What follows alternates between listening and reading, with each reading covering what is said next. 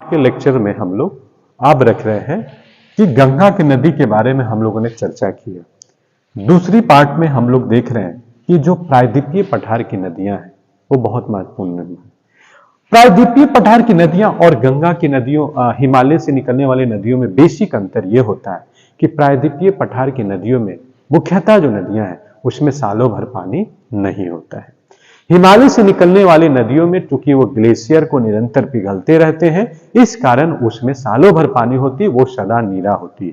तो प्रायद्वीपीय पठार की नदियों में बहुत से हैं, जैसे अमरकंटक की पहाड़ी, छोटा नागपुर के पठारी, दल्लावा के पठारी, ऐसे बहुत से ऐसी नदियां हैं जो इनसे निकलती है, जिसमें आपका स्वर्ण रेखा नदी हो गई। अच्छा, दामोदर नदी पहले बंगाल का शोक नदी कहलाता था, क्योंकि ये दामोदर नदी अपने निरंतर धारा बढ़ने के कारण बहुत बड़ा बाढ़ का क्षेत्र का निर्माण करती थी।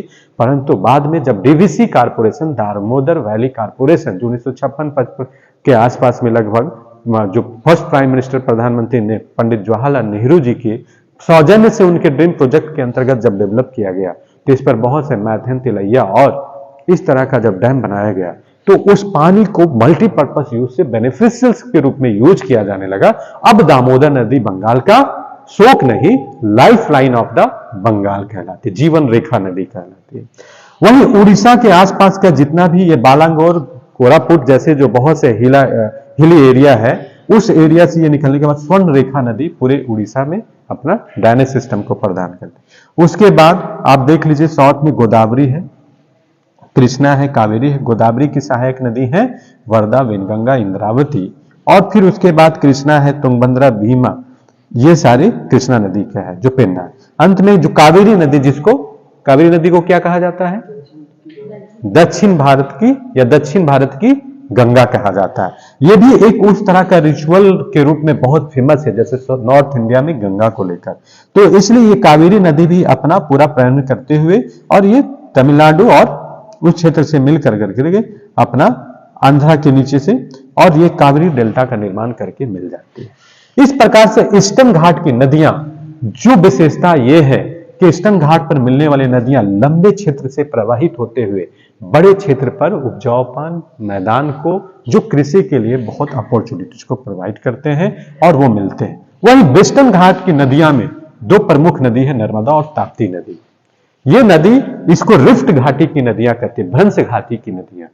ये नदियां क्या होती हैं कि जब यहां से निकलती है तो कुछ दूरी को तय करने पर, है ना, सतपुरा और अरावली के बीच में नर्मदा नदी, जो नर्मदा मूवमेंट को आपने सुना होगा, है ना, मेधा पाटकर, नर्मदा बचाओ आंदोलन, वो एक इसी तरह का है, इंक्रोचमेंट और नदी के प्रति, जो नदी में जिस तरीके से उनको इंक्रोचमेंट हो रहा था, जिस कि नदी का अस्तित्व खतरे में ना पड़ जाए, इसलिए मेधा पाटकर जैसे बड़े बड़े जो इन्वायरमेंटल पर्यावरणविद ने इस नदी के बारे में अपना वो बचाने का मुहिम, तो इसलिए नर्मदा नदी आप लोग बहुत पहले से भी जानते हैं। ये दो नदी एकमात्र है जो क्या है, रिफ्ट घाटी की नदी है, भ्रंश घाटी की नदियां हैं, जो है ना।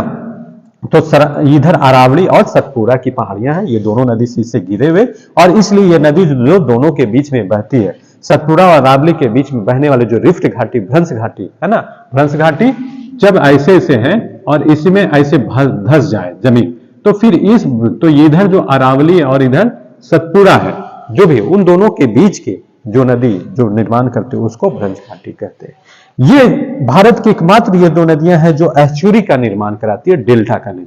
एस्चुरी मतलब जब नदी समुद्र में गिरने लगे तो बड़े कैचमेंट, बड़े एरिया के रूप में डायरेक्ट स्लोप को फॉलो करते हुए, जहां पर अवसाद जो होते, सेडिमेंट होते, वो रुक नहीं पाते, फ्लो के साथ में नदी में मिलते हैं, जो फ्रेश वाटर और समुद्री वाटर में जब मिलते हैं तो एक तरह का एस्चुरी का निर्माण कराते हैं। बाकी आप इधर का देख लीजिए, ईस्टर्न साइड की नदियां में गंगा है, डेल्टा का निर्माण कराती है बड़े लेवल पर। जब सुंदरवन का डेल्टा बहुत फेमस है, जाने, और डेल्टा के साथ साथ यहां पर विभिन्न स्वरूपों में, जिसको पंजाकार आकृति में, तो पंछी के पंजाकार आकृति में बहुत सा इस तरह का डेल्टा का निर्माण करते हैं।